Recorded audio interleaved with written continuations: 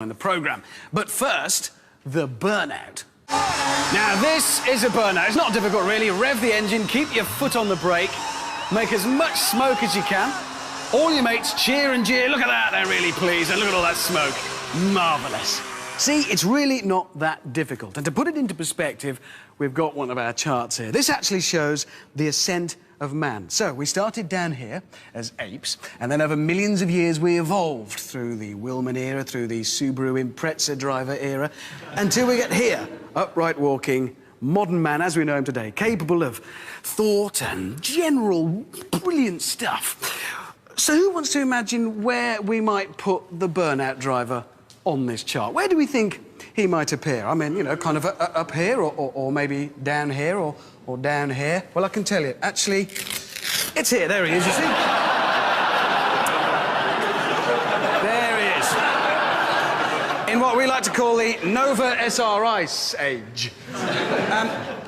So we know people at that end can do it. What about people up towards this end?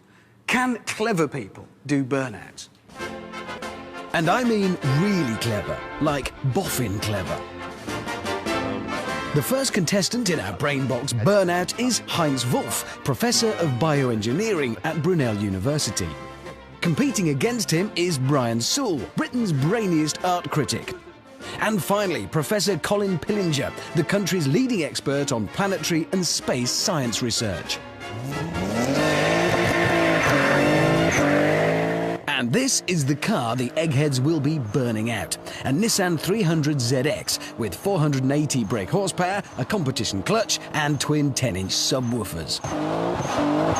So there we are, Britain's brightest brains focused on mankind's most mindless activity. I think what I like about it is that it's part of a mechanical ballet. It has brakes. Yes. That's why no woman should ever drive a car. They simply don't understand how these things mesh together. It's accelerator, clutch, brake. No, accelerator, brake, clutch.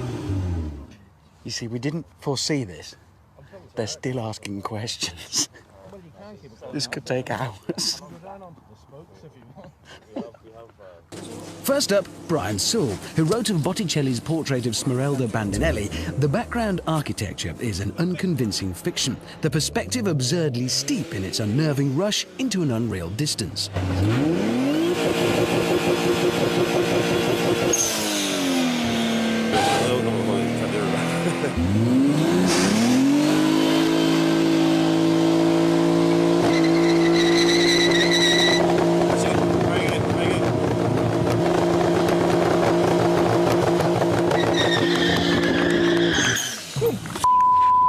Not bad. And now it's time for the massive IQ of Professor Wolf.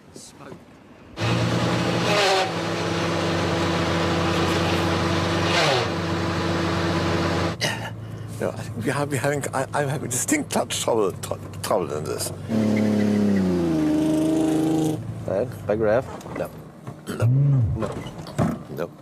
I missed the brake with my foot. I keep missing. Oh dear. He may know lots about the composition of polyisoprenes, but he can't mash his tyres. And finally, Professor Colin Pillinger, a real rocket scientist.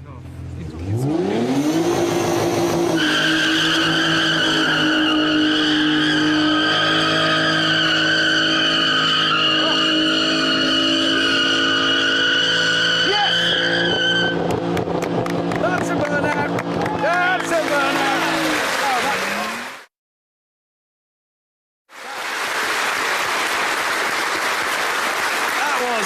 Very impressive.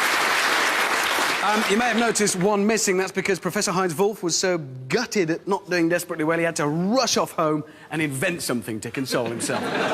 We have still got two, though, yes, and absolutely. I would just like to say what a great pleasure it is for me to have people on my intellectual plane for a change. Oh, no, I know where this is going, and I know what you're about to say, because I'm a doctor. I am a doctor. No, you're not. I am a doctor. Can I just explain? Jeremy got his doctorate one morning in his packet of cornflakes. He just I tipped did it up. not. I got it from Brunel University. They gave me a doctorate. He went to a party, they gave him a badge that said, I am a doctor on it. Okay. Ever since, we've had to call him the Doctor. Can I just say, I think we're agreed on this. As man becomes more civilised, as time passes, he gets taller, doesn't he? Oh, The taller the man. This is puerile. Big brains, puerile stuff. Obviously, Professor Heinz Wolff, it must be said, came very much third. Nevertheless, in second place, Brian Saul. It was a magnificent effort. Very well done. Well done. If it's any consolation, yours looked better. It had perhaps more artistic flair to it. I think I did well making up there. Nevertheless, the winner, I think we're all agreed on this, with a magnificent performance. Colin Pillinger, everybody! Well done. Well done. Now, there's just one more thing I'd like to say before we go. Colin here, you really are a rocket scientist, aren't you? Because your Beagle 2, Mars lander, will be landing on the red planet on... Christmas Day, 2:54 a.m. in the morning. 2:54. So it's not a question of shall we watch the Queen's speech or shall we watch pictures from my car on Mars? AM. AM. Queen is on PM, remember? I mean, fingers crossed that goes well. But I would just like to say, you're going to beat the Americans, aren't you? We'll be there first. Ladies and gentlemen, for that, a big round. Well done.